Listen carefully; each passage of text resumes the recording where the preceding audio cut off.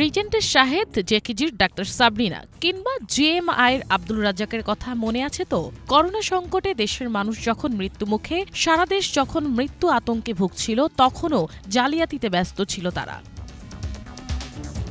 তবে শাহেদ কিংবা সাবরিনা আলোচনায় এলেও করোনার জালিয়াতির পেছনের অনেক কারিগরি রয়ে গেছেন আলোচনার বাহিরে। প্রথমেই আলোচনায় এলেও পরে আড়ালে চলে গেছেন এমন দুর্নীতিবাজদের সংখ্যাও কম ছিল না।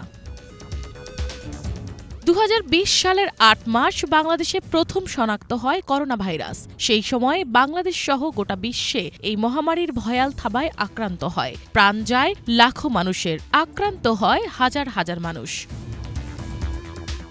রোগটি ছোঁয়াচে হওয়ায় পৃথিবীর সব দেশে লকডাউন ঘোষণা করা হয়। ফলে মাসের পর মাস গৃহবন্দী হয়ে পড়ে মানুষ। এ অবস্থায় বাংলাদেশের লকডাউনে জনজীবনে দেখা দেয় চরম দুর্ভোগ। ব্যবসা বাণিজ্য, চাকরি সবকিছু বাদ দিয়ে মাসের পর মাস কর্মহীন থাকতে হয়। এ কারণে অনেকেই কাজকর্ম হারিয়ে নিঃস্ব হয়ে পড়েন। শিক্ষা, স্বাস্থ্য, খাদ্যসহ ঘাটতি দেখা দেয় মৌলিক চাহিদারও। প্রাণঘাতী ভাইরাস মোকাবেলায় বাংলাদেশ সহ সারা বিশ্বে নেওয়া হয় নানান উদ্যোগ। স্বাস্থ্য সামগ্রী সহ বিভিন্ন সরঞ্জামের ব্যবহার বাড়ে। Mask, PPE, hand sanitizer, gloves, ventilation সহ আরও বিভিন্ন স্বাস্থ্য সুরক্ষা সামগ্রী চাহিদা ব্যাপকভাবে বাড়তে থাকে। কিন্তু সরবরাহ কম থাকায় কোভিডে আক্রান্ত হতে থাকে পুরো দেশ। করোনা মোকাবেলায় এসব জিনিসপত্র ক্রয়ের সিদ্ধান্ত নেয় সরকার, আর সেই সুযোগেই লুটপাটের হাতিয়ার হিসেবে কাজে লাগায় একটি মহল।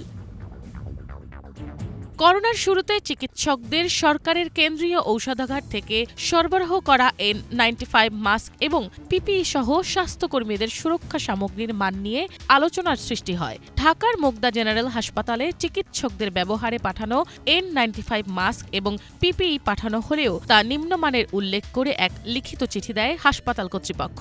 সেই সময় এই জরুরি সুরক্ষা সামগ্রী কেনাকাটায় সরকারি অর্থ লুটপাটের তদন্তেও নেমেছিল দুদক।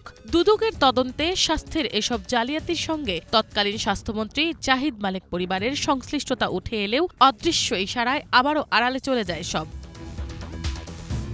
দুর্নীতি বিরোধী সংস্থা টিআইবির গবেষণায় উঠে এসেছিল, সুনির্দিষ্ট কোনো নীতিমালা অনুসরণ না করেই স্বাস্থ্য খাতের বেশিরভাগ জিনিসপত্র বাজার মূল্যের কয়েক গুণ বেশি দামে কেনা হয়েছে।